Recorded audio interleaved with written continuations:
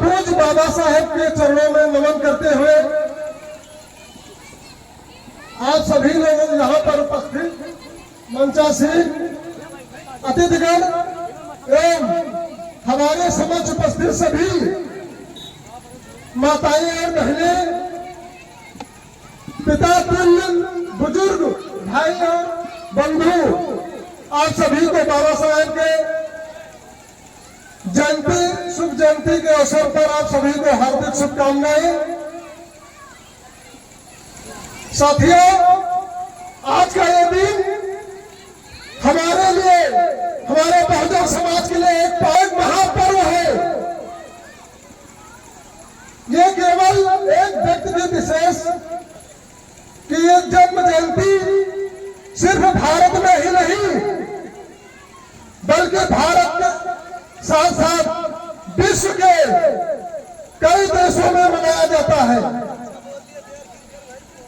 बाबा साहेब एक ऐसे महापुरुष हैं जिनके बाद जयंती विश्व में कई देशों में मनाई जाती है और इस दिन बाबा साहेब के योगदान को याद करते हुए दुनिया भर के लोग सामाजिक न्याय, समानता, बंधुता, शिक्षा तथा उनके विचारों को अपने जीवन में उतारकर अपने भविष्य का निर्माण करते हैं। सोचिए, आज यदि बाबा साहेब संविधान नहीं लिखे होते तो क्या आज हमको ये मौका मिलता कि आपके सामने मैं खड़ा यहां पर बोल रहा हूं।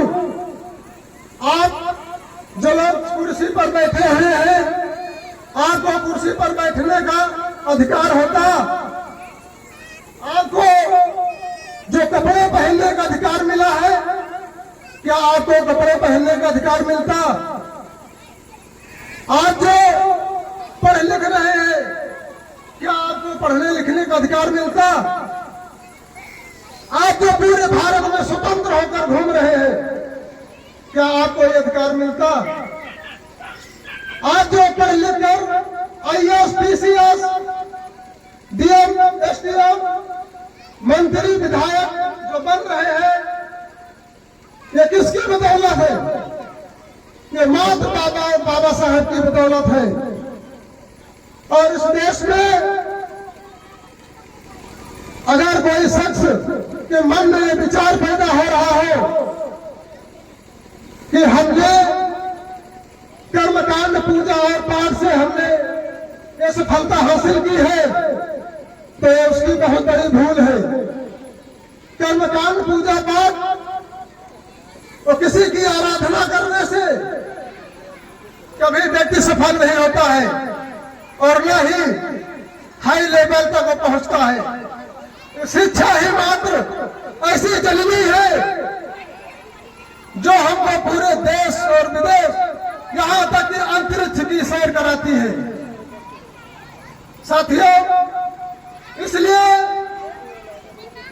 आप यकीन मानिए, जिन लोगों को जानकारी न हो वो जानकारी कर ले, संविधान की किताब उठाकर पढ़ ले, और जो लोग बाबा साहेब से नफरत करते हैं वो भी एक बार संविधान की किताबों उठाकर पढ़ ले।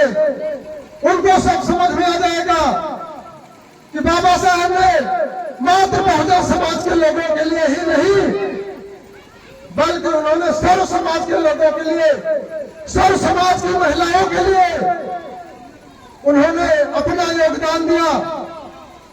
जो महिलाएं आज अपने घर के बाहर, अपने घर के चौखट के बाहर अपना कदम निकालकर पुरुषों के साथ कदम से कदम मिलाकर चल रही है, वो बाबा साहेब की देन है। जो महिलाओं को उन्होंने सम्मान दिलाया, जो अधिकार दिलाया, मैं उस पर प्रकाश डालना चाहता हूं। परम पूज्य बाबा साहेब भीमराव अंबेडकर ने सन 1951 में संविधान लागू होने के बाद सन 1951 में हमारी महिलाओं को, जो देश की सभी जाति और धर्म की जो महिलाएं हैं, उसमें जरूरी नहीं है कि केवल बहुजन और दलित समाज की महिलाओं के लिए उन्होंने अधिकार दिलाया, बल्कि उन्होंने विभिन्न जाति और धर्म की महिलाओं के लिए उन्होंने सम्मान दिलाया और अधिकार दिलाया। सन 1951 में जब उन्होंने हिंदू कोड बिल संसद में पेश किया, तो उस हिंदू कोड बिल में बाबा साहेब ने बहुत सारे अधिकारों को प्राविधान रखा।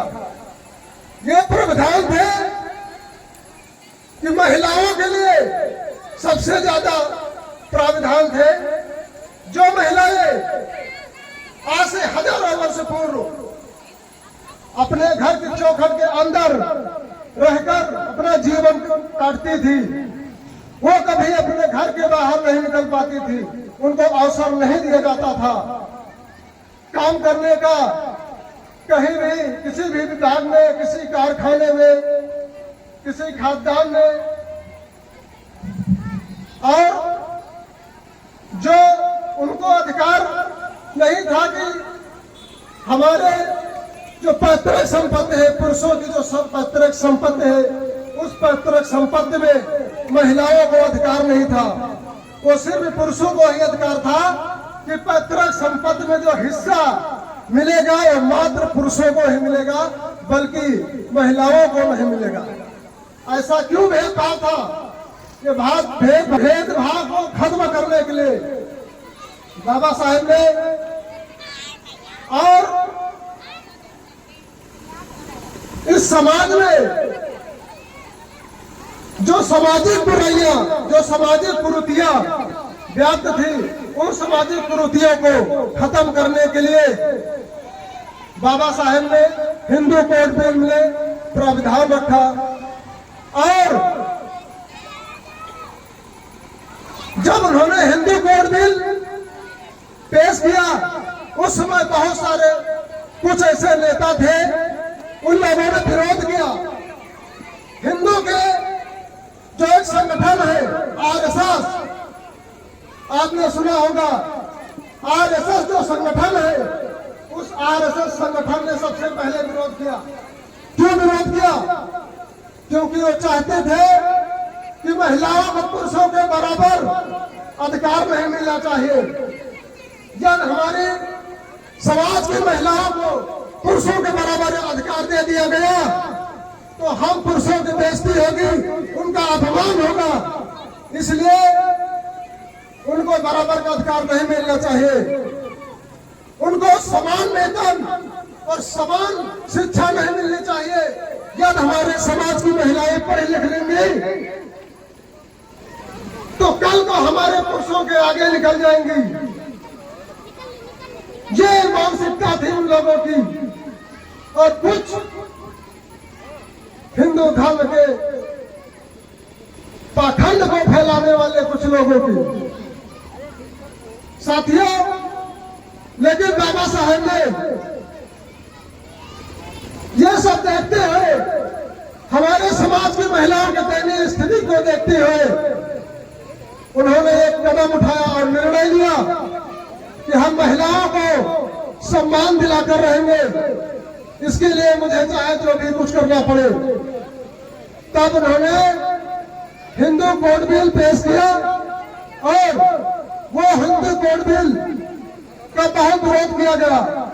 आखिर 3 साल तक विरोध किया गया। 3 साल के विरोध करने के बावजूद भी 4 भागों में विभाजित होकर संसद में पास हुआ और लागू किया गया हिंदू कोड बिल। तब से जाकर आज हमारी समाज की जो महिलाएं हैं, जो माताएं बहनें हैं, वो शिक्षा को प्राप्त कर रही हैं। शिक्षा को प्राप्त करके आईएएस, पीसीएस, डॉक्टर, इंजीनियर और वकील बन रही है। जरा सोचिए गौर से, अगर आज बाबा साहेब ने हिंदू कोड बिल के माध्यम से आपको अधिकार नहीं दिलाया होता तो क्या आप लोग पढ़ लिख पाती? बताइए, हाथ उठाकर बताइए, पढ़ पाती है ना? किसी को अधिकार नहीं था कि हमारे समाज की महिलाएं, हमारे दलित समाज के लोग आगे बढ़े। लेकिन ये बाबा साहब का सपना था कि हम अपने लोगों को आगे बढ़ाकर ही बन लेंगे। इसलिए उन्होंने बहुत कुर्बानी की अपने जीवन में। हम लोगों को अधिकार दिलाने के लिए उन्होंने अपना सब कुछ न्यौछावर कर दिया, अपने 4-4 बेटों की कुर्बानी दे दी मात्र हमारे लिए, हमारे समाज के लोगों को हक और न्याय दिलाने के लिए, उनको अधिकार दिलाने के लिए। शिक्षा का महत्व समझिए आप लोग कि बाबा साहब ने कहा है, शिक्षा वो शेरनी का दूध है, जो पिएगा वही दहाड़ेगा। इस बात को याद रखिए आप लोग। शिक्षा के माध्यम से आप लोग अंतरिक्ष की सैर कर सकते हैं। शिक्षा के माध्यम से आप लोग पूरे देश में नाम कमा सकते हैं, समाज में, देश में, विदेश में अपना नाम रोशन कर सकते हैं। लेकिन सोचिए, अगर आपके पास शिक्षा नहीं है तो आपको कोई पूछने वाला नहीं है। ये सत्य है, आजमा कर देख लीजिए। गांव में आपके सामने बहुत से ऐसे उदाहरण मिलते होंगे जो व्यक्ति अनपढ़ है, पढ़ा लिखा नहीं है, उसकी क्या इज्जत है समाज में, और जो लोग पढ़े लिखे हैं उनकी क्या इज्जत है। जो पढ़े लिखे हैं उनको बैठने की कुर्सी दी जाती है, लेकिन जो अनपढ़ लोग हैं, जो पढ़े लिखे नहीं है, उनको बैठने के लिए कुर्सी नहीं दी जाती है। अगर वो खड़े भी हैं तो उनको ये भी नहीं कहा जाता है आप बैठ जाओ। ये हमारे समाज की विडंबना है, क्योंकि ये दर्द है हम लोगों को। हम लोग इसीलिए अपने समाज को दिन प्रतिदिन जागरूक करने का काम करते हैं। जो हमारा संगठन भीम आर्मी भारत एकता मिशन के उद्देश्य और जो शर्तें हैं कि जाति तोड़ो, समाज जोड़ो। अगर इस समाज में जितने भी जातियां बनी हैं, ये जातियों के लोग सबसे पहले तो आपस में ही सबसे ज्यादा भेदभाव करते हैं। कोई कहता है हम कुर्मी हैं, हम पासी के यहाँ खाना नहीं खाएंगे। कोई कहता है हम तेली हैं, हम चमार के यहाँ खाना नहीं खाएंगे। कोई गड़रिया है, वो किसी के घर में खाना नहीं खाता। कोई यादव है, वर्मा के घर खाना नहीं खाता, पासी के घर खाना नहीं खाता, पासी चमार के घर, चमार पासी के घर। ये क्या है? हम सब एक मानव है। हम सब बुद्ध के बताए हुए, जो उन्होंने संदेश दिया बुद्ध ने कि माना माना एक समान। हम एक दूसरे से कभी भेदभाव नहीं करना चाहिए हमको, क्योंकि जो आप चाहे जिस जाति के हो, आपकी धमनियों में जो खून बहता है वही हम दलितों के धमनियों में खून बहता है। आपके धमनियों में अगर आपके शरीर में यदि खून किसी दूसरे रंग का है, उस दिन हम मान लेंगे कि हमारी जाति और आपकी जाति एक नहीं हो सकती है। मानव कभी एक नहीं हो सकता है, लेकिन जो चीज आपको है वो चीज हमारे अंदर है। तो किस बात की भेदभाव, किस बात का भेदभाव करते हो? ये हमारे समाज की बड़ी बहुत बड़ी विडंबना है कि आपस में जो भेदभाव करते हैं। हमें आप लोगों से यही उम्मीद है और गुजारिश है, जो लोग पढ़े लिखे हैं वो अपने समाज को जागरूक करने का काम करें, उनको बताएं। जो महिलाएं हैं जो नहीं जानते हैं उनको बताएं कि भेदभाव करना ये हमारे लिए बहुत बड़ा घातक है। जब हमारे समाज में जब तक भेदभाव खत्म नहीं होगा तब तक हम अपने समाज का विकास नहीं कर सकते और ना ही अपने देश की उन्नति कर सकते हैं। जब हमारे देश में जिस दिन जातिवाद खत्म हो जाएगा, यकीन मानिए उस दिन हमारा देश विश्व गुरु बन जाएगा। लेकिन जब तक इस देश में जातिवाद पैदा रहेगी, जातिवाद का कलंक एक दूसरे पर थोपता रहेगा, तब तक ये देश विश्व का विश्व गुरु नहीं बन सकता। और यहाँ पर लोग विश्व गुरु की संज्ञा दे रहे हैं कि भारत को विश्व गुरु बनाएंगे। अरे कैसे बनाएंगे विश्व गुरु? विश्व गुरु अगर आपको बनाना है तो पहले अपने देश में लोगों को शिक्षा, उच्च शिक्षा दीजिए, लोगों को रोजगार के अवसर दीजिए, समाज में व्याप्त कुरीतियों को खत्म कीजिए, समाज में व्याप्त जो जातिवाद है उनको खत्म कीजिए। तब हमारा देश विश्व गुरु बन सकता है, तब हमारे देश का डंका विश्व में गूंजेगा, उस दिन हमारा देश विश्व गुरु बन पाएगा। अन्यथा झूठा ढिंढोरा पीटते रहिए, हमारा देश विश्व गुरु बनेगा। तो संविधान को बचाओ, समाज को जागरूक करो और अपने बच्चों को जरूर पढ़ाओ। इसी के साथ मैं अपनी वाणी को विराम देता हूं। जय भीम, जय भारत, जय संविधान, जय मूल निवासी। धन्यवाद।